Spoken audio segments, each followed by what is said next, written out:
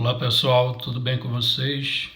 Sejam bem-vindos a mais uma videoaula aqui do canal Professor Marcos Miguel. Nessa videoaula iremos resolver juntos um problema que caiu no vestibular do ITA, o Instituto Tecnológico de Aeronáutica. Vamos ao enunciado. Ele diz o seguinte: sejam A e B conjuntos finitos e não vazios, tais que A está contido em B. E o número de elementos, essa notação traduzindo significa número de elementos desse conjunto que aparece aqui dentro dos parênteses. E esse conjunto que aparece dentro dos parênteses é o conjunto dos C, tal que C está contido em B-A. Porque essa barra invertida significa a diferença entre o conjunto B e o conjunto A. E aqui, como ele está usando o símbolo de inclusão, isso significa que C é um conjunto, pois a relação de inclusão ela só pode ser utilizada para relacionar dois conjuntos. Então, o conjunto que vem entre parênteses significa o conjunto dos C. Aí, se eu só olhar para esse C aqui, eu não sei que objeto é, mas quando ele diz tal que esse C está contido em B-A, aí eu sei que o C é um conjunto. É um conjunto que é subconjunto de B-A. Aí ele diz que o número de elementos aqui é igual a 128. Então, das afirmações abaixo, o que é que se pode concluir? A afirmação número 1, ele diz que n de B menos n de A é único. A afirmação número 2, n de B mais n de A é menor ou igual que 128. E a afirmação número 3, ele diz que a dupla ordenada, n de A e n de B, ela é única. E aí ele quer saber quais dessas afirmações são verdadeiras ou falsas, certo? Então ele é ou são verdadeira ou verdadeiras. Apenas a afirmação número 1, apenas a afirmação número 2, apenas a afirmação número 3, apenas 1 e 2 ou nenhuma delas. Então vamos à solução do problema. Observe que é um problema simples, né, sobre conjuntos. Eu digo simples por ter sido um problema que caiu no vestibular do ITA, que tem a tradição de ser um vestibular difícil, ok? Vamos à solução então.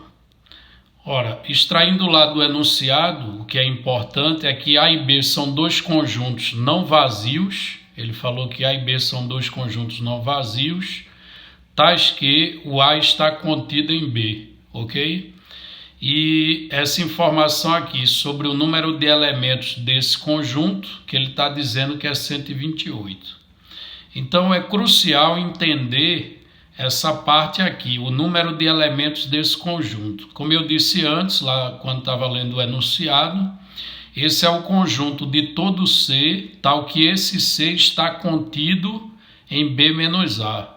Ora, se C está contido em B-A, o C é subconjunto de B-A. Então, dentro desse conjunto aqui, que está entre parênteses, estão os subconjuntos de B-A. Então, o que é que ele está fornecendo aqui? Ele está fornecendo o número de subconjuntos de B-A, ok? E aí sabemos da teoria que o número de subconjuntos é dado por 2 elevado ao número de elementos do conjunto envolvido. Então, nesse caso aqui, como é o número de subconjuntos desse conjunto aqui, que é subconjunto de B menos A, né? É o conjunto cujos elementos são os subconjuntos de B menos A. Então, isso é nada mais, nada menos do que o número de subconjuntos de B menos A. Ou seja, vai ser 2 elevado ao número de elementos de B menos A. Aí isso aqui vai ser igual a 128. Agora observem que 2 elevado a n de B menos A, eu vou repetir, e o 128, se a gente fatorar, consegue escrever como sendo 2 elevado a 7. Então, comparando os dois lados da igualdade, a gente conclui que o n de b menos a ele é igual a 7, ok? Por outro lado, o que é o número de elementos de b menos a? Em geral, não se dá para dizer muita coisa sobre o número de elementos de b menos a. Mas aí a gente sabe que nesse problema o conjunto A está contido no conjunto B. Aí, em particular, quando o A está contido no B, dá para se dizer algo a respeito do número de elementos de B menos A, ok? Isso porque ele disse que o A está contido em B. Se não tem essa informação aqui, em geral não se dá para dizer quase nada sobre o número de elementos de B menos A. Mas aí, como a gente sabe que o A está contido em B, o número de elementos de B menos A acaba sendo o quê? Acaba sendo o número de elementos de B menos o número de elementos de A, já que todo elemento que é de A, ele é também de B, ok? Dizer que o A está contido em B significa isso, que todo elemento que é de A, ele é também elemento de B. Aí na hora que a gente faz a diferença B menos A, né, o número de elementos é exatamente o número de elementos de B menos o número de elementos de A, ok? Então só foi possível dizer que n de B menos A é n de B menos n de A porque o A está contido em B, ok? Lembrem que sem essa particularidade do A estar contido no B, quase não dá para se dizer nada a respeito do número de elementos de B menos A. Então a conclusão é que n de B menos n de A é igual a 7. Ou seja, isso está nos dizendo que o B ele tem 7 elementos a mais do que o A, ok? É a única coisa que dá para dizer aqui, que o número de elementos de B menos o número de elementos de A é igual a 7. Agora vamos ver, voltar lá naquelas afirmações para julgar quais são verdadeiras e quais são falsas, certo? A afirmação número 1,